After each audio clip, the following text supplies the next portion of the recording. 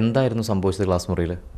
എനിക്കിത് 3-ാം തീയതി ഫെബ്രുവരി മാസം 3-ാം തീയതി ഐ.ടിയുടെ ബോർഡ് എക്സാം നടക്കുമ്പോഴാണ് എനിക്കിതുപോലെ അനുഭവപ്പെടുന്നത്.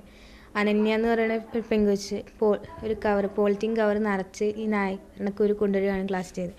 അവരടക്കം പറയണത് നമുക്ക് കേൾക്കാമായിരുന്നു. ഞാനവിടെ ഇരിക്കണമായിരുന്നു, അപ്പോൾ കമന്നിരിക്കണമായിരുന്നു. അപ്പോൾ പറയണത് കേൾക്കാമായിരുന്നു. ഇത് ഞാൻ 5 മണിക്ക് പോയി കളക്ട് ചെയ്തതാണ്. അച്ഛനും അമ്മ അച്ഛനും അനിയനും ഉറങ്ങിക്കിടക്കണതാണ്. അമ്മ തിരുവനന്തപുരത്താണ്. ഇത് എന്തോ ചൊറിയണ സാധനമാണെന്നൊക്കെ പറയണ്ടായിരുന്നു. അപ്പോൾ ഇതാനാന്ന് പറയുന്ന പെങ്കൊച്ച് ഒരു ബുക്കിൻ്റെ പേജ് കീറി ഈ സാധനം കാണാൻ പാകത്തിന് എടുത്തു.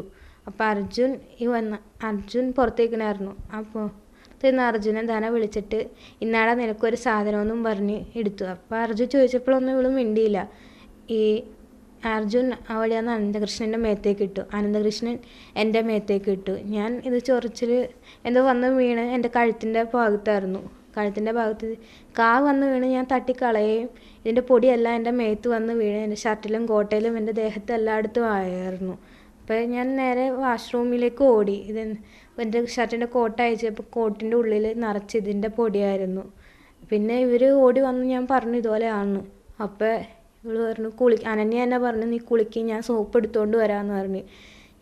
അവൾ സോപ്പൊക്കെ എടുത്ത് തന്നു. നീ യൂണിഫോമൊക്കെ അലക്കി ശരിക്കും കഴുകി ഞാൻ യൂണിഫോമൊക്കെ കഴുകി ഇവർക്ക് കൊടുത്തു. ഞാൻ അപ്പം നോക്കിയപ്പോൾ എൻ്റെ ശരീരം ഫുൾ തണുത്ത് തടിച്ച് ചോര വന്ന് എൻ്റെ തൊലിയെല്ലാം, എൻ്റെ സ്വകാര്യ ഭാഗങ്ങളിലെ തൊലിയെല്ലാം പോയി തുടങ്ങിയായിരുന്നു.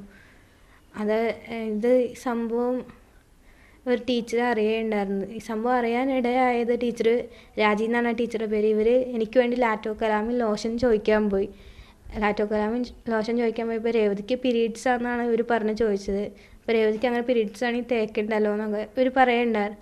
ടീച്ചർ ഓടി എൻ്റെ അടുത്ത് വന്നപ്പോൾ ഞാൻ ഒരു ഡ്രസ്സ് പോലും ഇല്ലാതെ ഇരിക്കണ സിറ്റുവേഷൻ ആയിരുന്നു. ടീച്ചർ ഇത് എന്തുകൊണ്ടാണ് കരുതി കൂട്ടിയ കുട്ടികൾ ചെയ്തതാണെന്നാണോ കരുതുന്നത്?